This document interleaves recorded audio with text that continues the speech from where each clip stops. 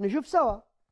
ينضم إلينا من مديرية نهم إحدى محافظات الصنعاء موفد العربية محمد العرب. محمد، مرحبا بك. أولا، ما الجديد الذي تابعته خصوصا فيما يتعلق بالأوضاع في نهم تحديدا؟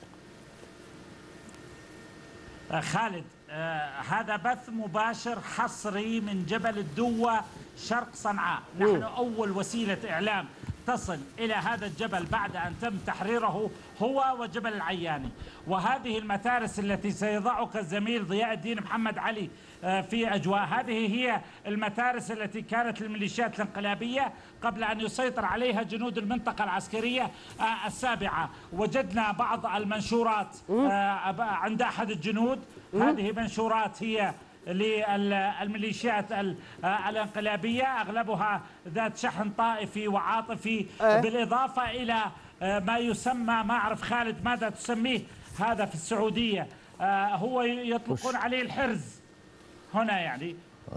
وجدنا كمية منه في داخل المتارس التابعة للميليشيات الانقلابية. أكرر يعني هذه إشارة ببردقش وبردقش وغردق ببرهدية وكرير وتدلين وطران ومسجل وبرقش وغلمش وخوطين وقنه. محمد العرب حصل حروز، حصل سحر، وحصل شعوذة. يا لطيف يا لطيف يا لطيف الطوف. محصلك محمد العرب مو قال حصل حروز، المرة الأولى قال حصل حبوب منع الحمل، ما فينا الشهر لو ابصرنا بطنك قاهي. لا مو الله أعلم، مدري لمو كان يستخدم حبوب منع الحمل. اليوم محمد العرب حصل حروز، وقال انه الجيش واللجان الشعبية يستخدموا السحر والشعوذة. هذا الكلام لم يأتي به محمد العرب من فراغ، وإنما سبقه إلى ذلك مجموعة من مشايخ الدجل والتضليل. نشوف سوا. الجيش اليمني ألقى القبض على بعض من عناصر ميليشيات الحوثي، وكانت بحوزتهم نوع من الحروز والتمائم. هم يدعون أن هذه عبارة عن تعويذات لبعض الأئمة وآل البيت. طبعا حاشا وكلا، هم يكذبون على آل البيت ويكذبون على هؤلاء الأئمة. أخي الحبيب المصطفى صلى الله عليه وسلم بعث لمحاربة الشركيات والخرافات، بعث المصطفى صلى الله عليه وسلم ليرسخ لنا التوحيد، وهؤلاء يريدوا أن يأتوا بالخرافات والخزعبلات والشركيات، يضحكون على البسطاء من الناس. يعني هذه الخرافات وهذه الخزعبلات صالحة في هذا الزمان والقرآن غير صالح؟ يعتقدون أن هذه تنفعهم أو تضرهم. تنفعهم. ما أقحموا بالشباب الصغار في هذه المتاهات واختبأهم. مالكم ايش من خزعبلات، ايش من كلام فاضي. وبعدين هذا الكلام مش فقط لمشايخ الدجل والتضليل بس، حتى داعش عملت مثل ما تعمل قناة العربية ومحمد العرب. داعش قالت انه الحشد الشعبي بالعراق يستخدم السحر والشعوذة من اجل ينتصر عليهم، مثل ما يقول جيش الكبسة وجيش بني سعود ان الجيش اليمني واللجان الشعبية يستخدموا السحر والشعوذة. هذا يخلينا نفهم انه مدرسة داعش هي مدرسة العربية، وهي مدرسة مشايخ الدجل والتضليل في اليمن. خلونا نسمع ادعاءات داعش. الميليشيا الشيعية قامت بتعيين مشعوذ هندي قائد عسكري برتبة جنرال للاستعانة بأتباعه من الجن لدخول مدينة الفلوجة بحسب معتقداتهم.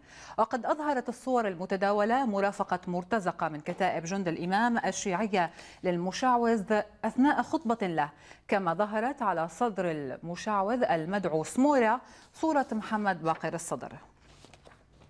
انت شفت اخر نكته على الانترنت وعلى الصفحات وعلى المواقع الاجتماعيه؟ جايبين لهم ساحر لحيته هيك مثل مال الخميني، بس شواربه لي فوق مثل الهنود، يقال شيعي هندي، لابس له 2000 3000 محبس سبحان الله. هذول المحابس، هذول الخواتم، ما أنا داري كيف يدخلوا له هنا. نفس المدرسه نقلت لكم، نفس المدرسه. هذا سامور الهندي الذي قالوا بانه جابوه الحشد الشعبي من الهند. تعالوا نشوف قصته الكاملة. سامور الهندي معجزة الحشد الشعبي والقوات الأمنية التي تركت بطولاتها وترسانتها العسكرية ليكون مفتاح الفلوجة بيده.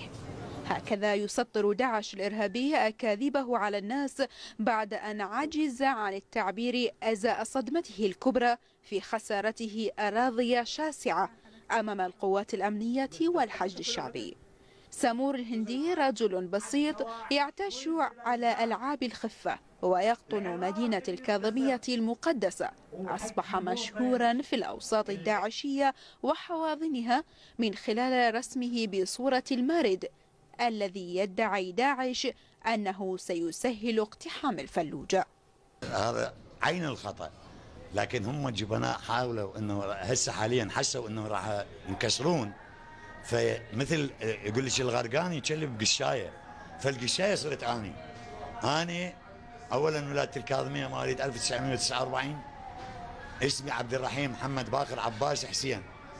لا، سامور الهندي الاسم الفني من اقدم العاب، انا مقدم العاب سحريه، خفت ايدي وصنعت حركه لا اكثر، لكنه جابوه صبوه مشعوذ وساحر لا عمي، الابطال هم ذول الحشد الشعبي الابطال.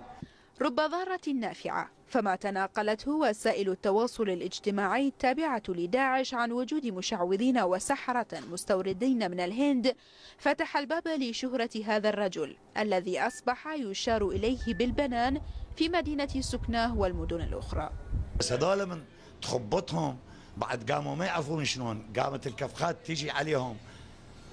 الحشد مالنا الحمد لله والشكر دا يطلب، أنا كم واحد بواحد من الحشد يقول لي دا اروح دا استشهد، هو اللي يدور الشهاده بعد ينتظر ساحر.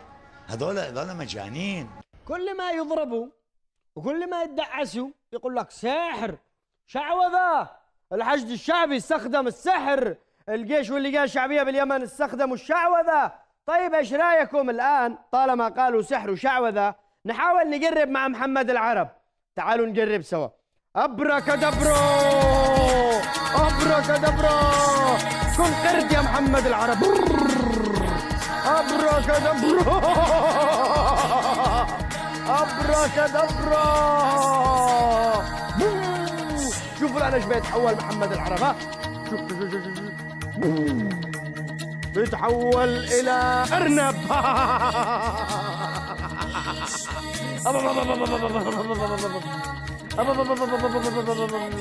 ابركادبرا، اتحول الان يا محمد العرب وارجع طرزان.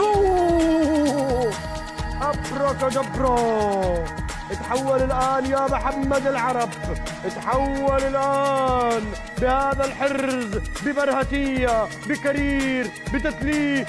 الجسم يرجع يا محمد العرب، بطوران، بمسجل، ببزجل، ببرقش، بغلمش، بخطير.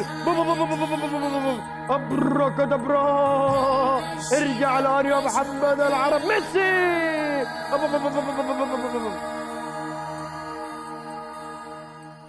في عقل، في شوية تفكير، في شوية منطق. قال لك مدري ما هو يستخدموا الشعوذة ويستخدموا السحر. والله ما الشعوذة الا الكذب حقكم بالعربية والحدث والجزيرة، تكذبوا على الناس ليل بنهار. أكبر شعوذة وأكبر سحر إنكم ما قدركمش تغيروا عقلية الناس ولا وعي الناس ولا فكر الناس، وجالسين تكذبوا علينا بهذا الكذب، ومعاكم الكذبة هذيك اللي كل ما حوسكم بالأخبار تطلعوا لي بالخلافات بين أنصار الله والمؤتمر.